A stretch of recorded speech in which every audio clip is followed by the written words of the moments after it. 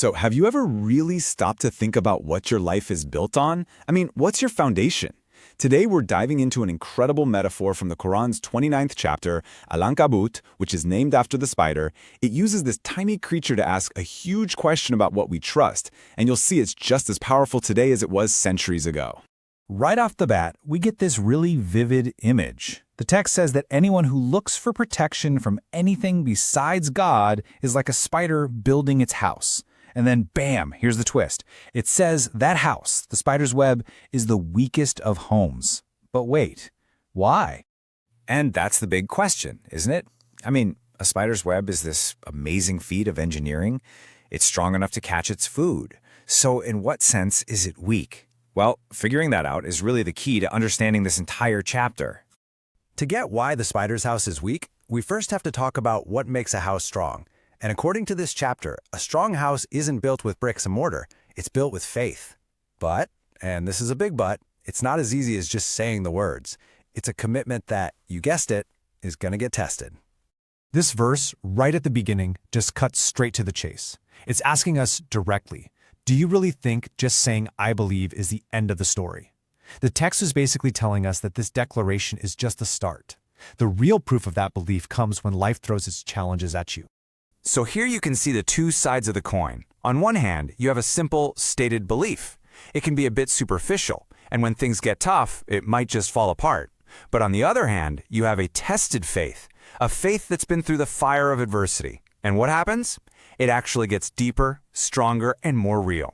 That's the foundation for a truly strong home.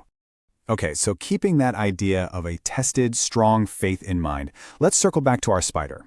Suddenly that metaphor of the web being a fragile home starts to click into place, doesn't it? So what is the spider's web? It's a symbol for anything, and I mean anything, we depend on for our ultimate security instead of God. It might look intricate and well-designed, but it offers zero real protection when the big storms of life hit. You know, a strong gust of wind, a little bit of rain, and it's gone. And this isn't just about ancient history and stone idols. No, this is timeless. A fragile home today could be your job, your social status, the perfect image you've built online, your money, even political power. It's anything that we trick ourselves into thinking gives us ultimate safety and control. It looks secure, but at its core, it's just a web. Now, to really hammer this point home, the chapter takes us on a quick tour through history. It shows us these real-world examples of entire societies that built themselves on these exact kinds of fragile webs. Just look at this lineup. From Noah's people, who literally built a society on ignoring the truth, all the way to Pharaoh, who thought his power made him a god. Each one of these stories is a case study. They built what looked like these indestructible fortresses of wealth, power, and tradition. But when a real test came along, their flimsy foundations just collapsed. And the consequences were direct and devastating. You'll notice how the punishment often fits the crime, so to speak. People who put their trust in arrogance and power were simply overwhelmed. Those who trusted in wealth were literally swallowed by the earth or drowned. The very things they built their lives on were totally useless in the end. Their homes, both literal and metaphorical, offered no safety at all. Okay, so if history shows us all the things not to build on, where do we find the blueprints for a foundation that's actually solid? Well, the chapter then shifts our gaze away from the mistakes of the past and towards the signs that are all around us in the universe. I love this verse because it's basically an invitation. It's saying, hey, don't just take my word for it. Go look for yourself. The proof of a real, solid creator isn't just hidden away in old stories. It's written into the very fabric of the world if we just open our eyes and look. And what are these signs?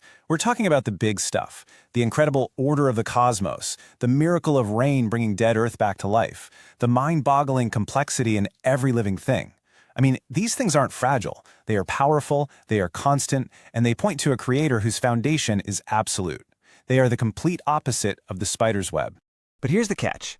The signs are out there for everyone to see, but not everyone really gets it.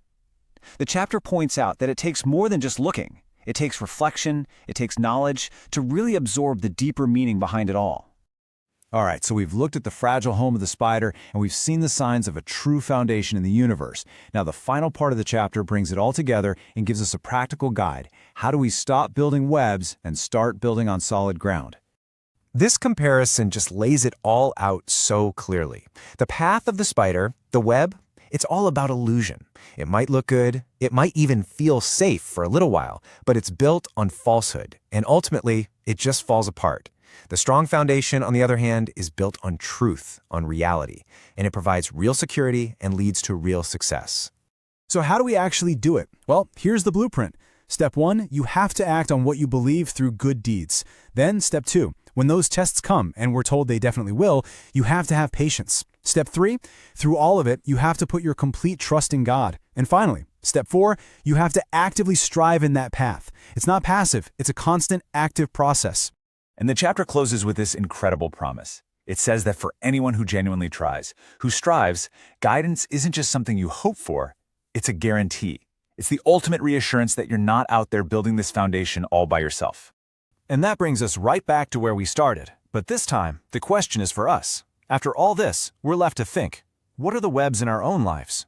What things are we relying on that are, when you really think about it, pretty fragile? And more importantly, what are we doing today to build our lives on something real? Something that will actually stand strong when the winds inevitably start to blow?